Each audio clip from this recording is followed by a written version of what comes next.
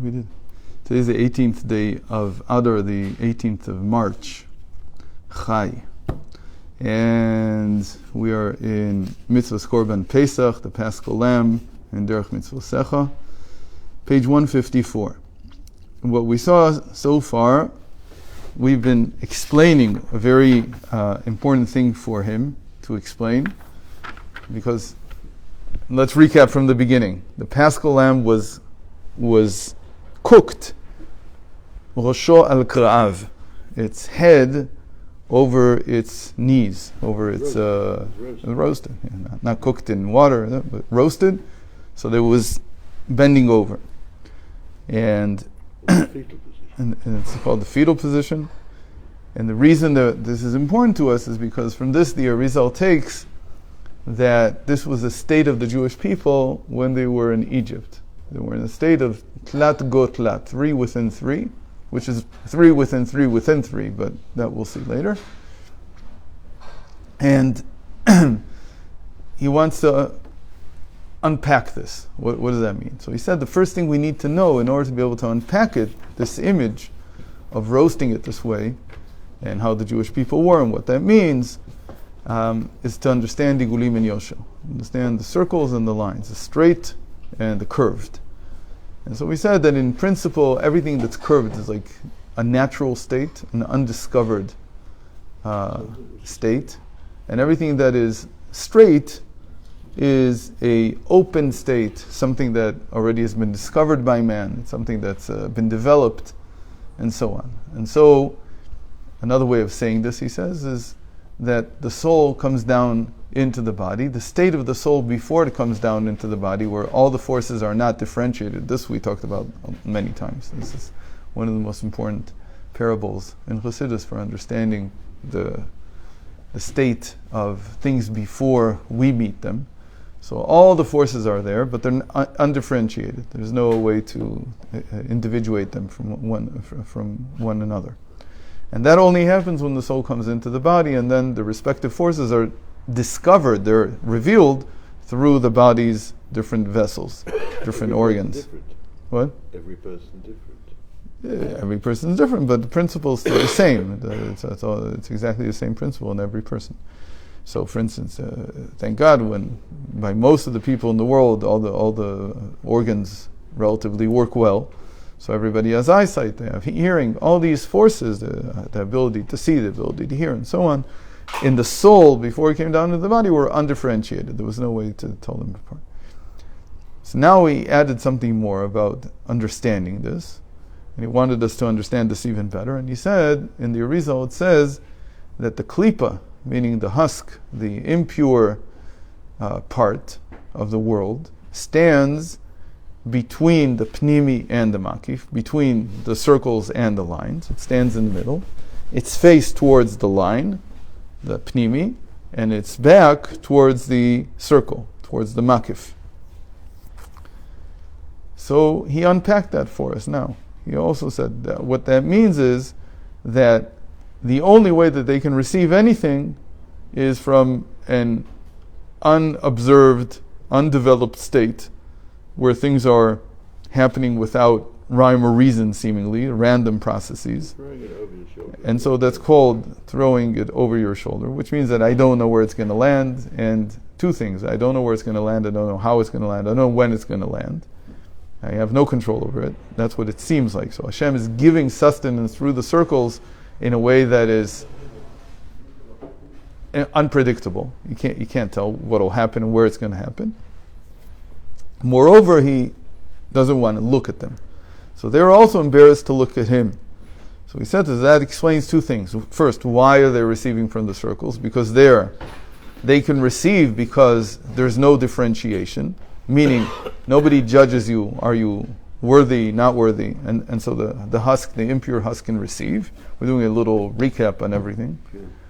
And the other thing is that their back is to the circle. Why their back? Because they're embarrassed, because Hashem doesn't want to look at them. So so it's unpredictable. They're receiving it like water overflowing from a barrel. You can't tell where it's going to happen, and they're not even facing it. But then he says, so what is it that they're facing the pnimi? But their face their front side of the Klipa does look at the Pnimi. So what is that about? So that we saw yesterday, the beginning of, that when the differentiation of Hashem's light comes down low enough, and we said it's like the voltage is low enough, they can hook onto something. And that something is called the hairs of the nukva. And then you said, so, and then you finished with a very important question, which is, so why don't men cover their hair the same way? So first of all, men do cover their hair, but not because they cover their hair, they cover their head. So if you still have any hairs on your head, some of them are covered. Right, but so why is it the woman? Because and why is it only once she's married? Because one explains the other. One question explains the other. Because before the woman is married, she is something independent. But once she's married, we see the husband and wife as one unit. As one unit. The same way that we see Za and Nukva. We see... What does it say about the woman and her father are a unit? They're not a unit. They're not a unit. It's just a sustaining unit, but they're not one. The woman is bound to her father. Yeah, but they don't become one flesh. They don't become one flesh. It's forbidden. So the one flesh is only with her husband. Becoming one means that this is a relationship that really binds them together into one unit. And so what we see is that the hairs of the feminine of this one unit, they are the lowest voltage. That's where you get the lowest voltage. It's not in the hairs of the Za. The Za, the masculine side of this unit, its hairs are much, much higher. They're also physically higher. He stands above her. But when you go down there and you come to these minuscule little pipes, or that the hairs are like transmitting the least amount of intelligent energy, that's where the Klipa can take from directly. It's not like with the circle, with the makif, that it has to have its back towards it.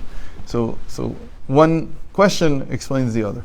That the moment they become one unit, the lowest voltage or the lowest energy level within that one unit is her hairs, not his. His are still too high, so the Klipa doesn't go there. It can't take from there. Okay? So that's what we saw yesterday. וביאור עניין הצמצומים הגדולים האלו, יש להבין על פי מה שכתוב במקום אחר, במה שכתב האריזל, שכל עדני בגימטריה צו, צדיק וו. Okay, so he wants to understand what does it mean that the hairs of the feminine are, after many, many, many contractions, step down many, many times, so it's the lowest level. What does that mean? So he gives this very interesting direction. At first it doesn't seem like connected to anything. He says that when you take the two names, Kel Adni, Kel meaning power, and Adni meaning this is the name of kingdom, okay? So Kel Adni, b'gimatria Tzav. It's gematria together, these two names, Aleph Lamed, Aleph Dal Nun Yud, is 96, the word Tzav. Normally you talk about 91. Right, usually it's Adni Avaya. It's not so common. Right. Very uncommon. Not Adni Avaya, it's no, it's too much. 65 and 26. It's okay. So okay. Right. So now we got to 96, right? וידוע דאין צו אלא עבודה זרה. So this is a big chiddush, that the word tzav, it relates to idolatry. Okay. Well, what's going on here? והעניין לפי שכל אדני הוא השם השולט בעשייה ומכללו העולם הזה. So he says this name, these two names together, I don't know if it ever appears. Probably in Tehillim there's once or twice that there is a Kel Adni. But when you put these two names together, this is the name that controls, that is the guiding force of the world of action. ומכללו העולם הזה וכל השפעה נמשכת בעולם הזה, נמשכת על ידי לבוש אב וגס, שהוא לבוש הטבע. So this name becomes the source. Why does the Gemara say that this word, tzav, tzadik vav, is related to avodah zarah? So he's saying from this the Arizal took that when you add these two names together, you get to 96. And then this name is the one that controls this world, this reality that we're in, meaning the very simple way that we look at the world, the very day-to-day, mundane way that we look at the world. And this seems to be ruled entirely by what we call nature. It's a very coarse and unrefined garment for Hashem's revelation. And so what do you see? You see nature. Until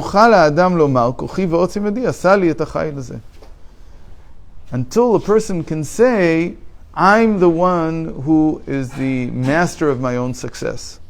I'm the one who's responsible for all the good things that I have. Right. And this is even lower. Meaning, Kel Adni is even lower than Elokim. Sounds like Pharaoh. Right. I'm Hashem, I created myself. Right. So what does the Gemara say about this? That when a Jew says Kuchi ve'otzim yadi, he is an oved avodah zara b'tahara. That when a Jew says tahara in purity, he says that when a Jew says, he should know better, but he says, I'm the reason, I'm the cause of my success, he is worshipping a false god in purity, like in a good state. What does it mean? That it's not really idolatry. Contradiction. What? Ken, that's what they're trying to say. That really this is not a sin that a person would be considered to have worshipped an idol. But who is he worshipping? He's worshipping himself. He's made himself into his own idol. And that's called Ovdei Avodah Zara B'Tahara. So it's called Avodah Zara. It says that's what the Gemara means when it says that Tzav is connected to Avodah Zara. Because what is it saying? It's saying I'm the idol. It's like I'm looking at myself and saying I'm the reason behind all my success. I'm instrumental here in creating this. And what should he know? He should know that everything that you see in this world, especially your success, is a result of Hashem giving it to you. Really, it's Hashem who gives you wealth. But because this wealth, what Hashem gives you, is given through this garment that's very coarse, meaning this reality, the way that we function in this reality, we go to work and we think we're doing something. We might be doing something. And then at the end of the month we get a paycheck and we're very successful in what we're doing. So we come and we say, I must have been the cause behind all the success. What's hindering my sight? This coarse garment of this world that I can't see, that I'm just, how do we say it in Chassidus? Misayah she'en bo mamash. I'm just like two people are carrying a very heavy load, and I put my hand there as if I'm doing something. That's what I'm doing. I'm there, I'm present. I get a kol hakavod for being present, but I didn't do this. This was all done by Hashem. So this garment of tzav, of kelev adni, it doesn't allow me to see reality for what it is. And if you have wisdom, then you can understand this. Why wisdom? Because you have to have a lot of nullification. V'atzadik hitzdik v'irshia rasha v'yomer ani v'afsi od v'lazot nitna b'chira. And the tzaddik is justified, and the rasha is wicked in his evil. And he says the rasha, no one else. Ani v'afsi od. There's no one else here who's responsible. It's just me. It's very interesting that he only says that about the good things he does. He finds it very hard to say that about the negative things that happen. Really, so he says, "V'lazot nita b'chira." This is where the choice in this world is. Really, you have no other choices. The real choice that you have, the way this was set up, was for you to choose who are you. Are you the tzaddik who's matzdikat Hashem, who says that Hashem is righteous, or are you the rasha who says it's all me? But again, the trick is that the tzaddik says it's all Hashem except for my iniquities, and the Rasha says it's all me except for my iniquities. None of them say everything is Hashem. That's the trick here. When you flip yourself over, it completely changes the perspective. So if before I said all the good comes from me and all the negative comes from Hashem, literally, in the end, because he's the default, you have to flip yourself over and say all the good comes from Hashem, all the negative comes from me.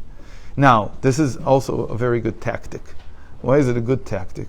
Because the worst thing you can have in your life is that Hashem be the one who's responsible for the negative and you be the one responsible for the positive. Why?